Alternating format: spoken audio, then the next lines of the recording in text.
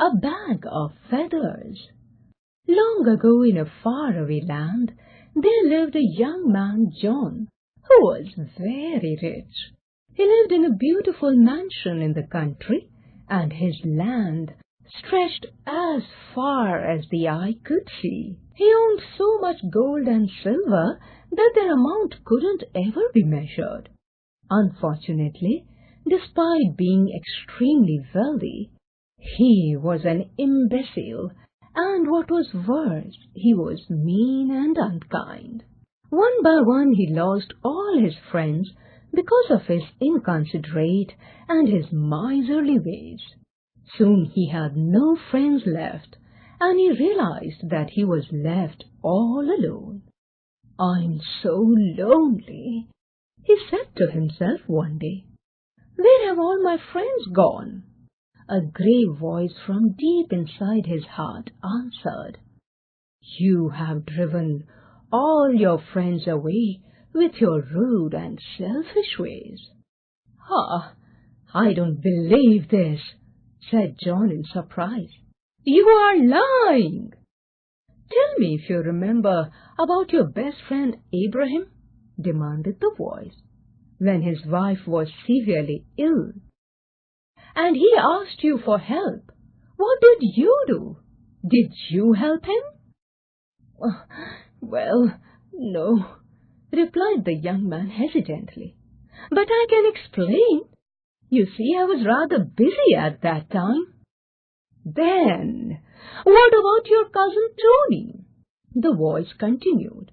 "He's as poor as a church mouse, and often has nothing more to eat than a crust of bread.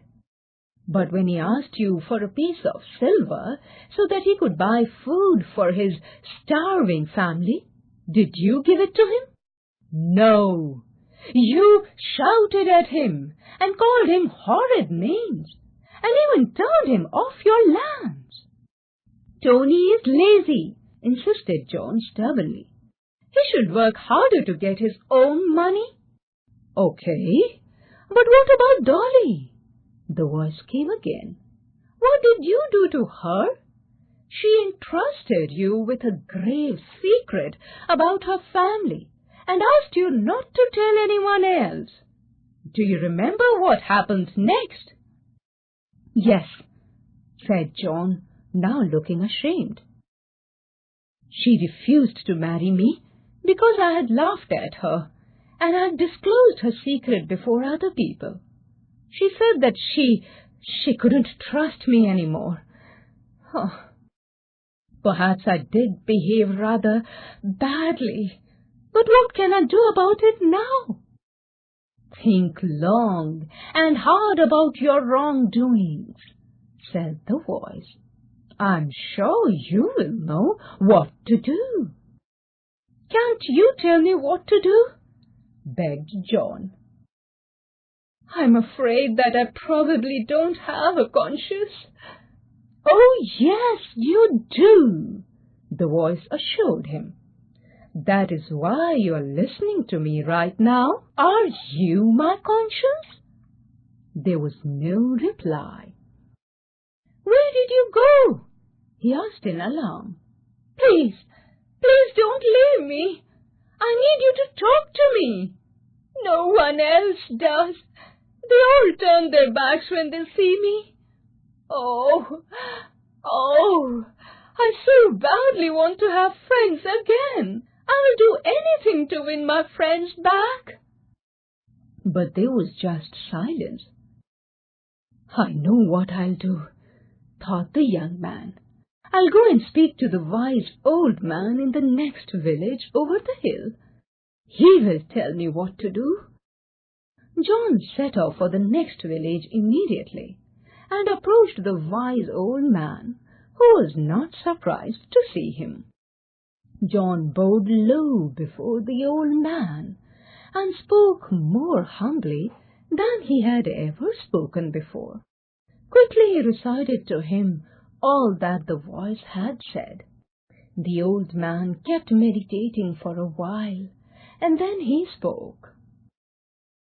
"Are you truly sorry for everything you have said and done to hurt the people in this town? John nodded his head earnestly. Yes, I really am. Tell me what I can do to make everything right again. It will not be easy, said the old man. Are you sure you want to do this? Oh, yes, quite sure. Then what you must do, said the old man slowly, is take the biggest sack you can find and fill it with feathers. You will need one feather for every person you have hurt or wronged in your lifetime. Yes, yes, said John eagerly. Then what shall I do?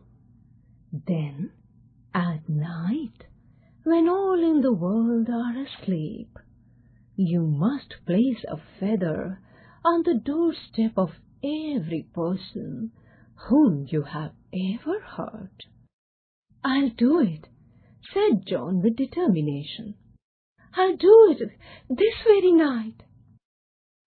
So, that night, a lonely figure carrying a big sack over his shoulder trudged through the town, placing a feather on every single doorstep. It took him a very long time, and he was very tired.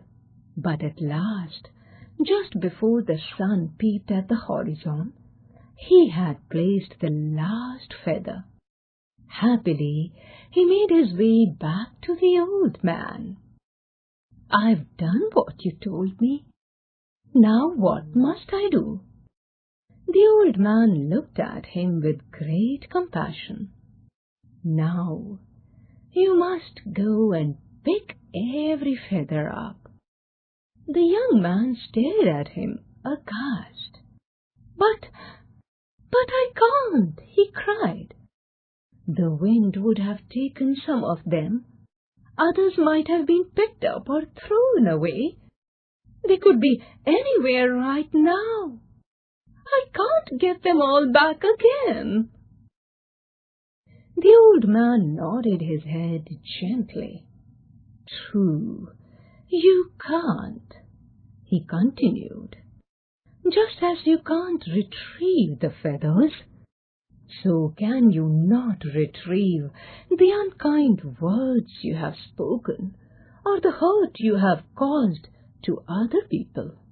You may be truly sorry, and I do believe that you are. Nevertheless, you will have to suffer the consequences of your sin. Go now and show love and kindness to all people, even to those who dislike you and refuse to forgive you.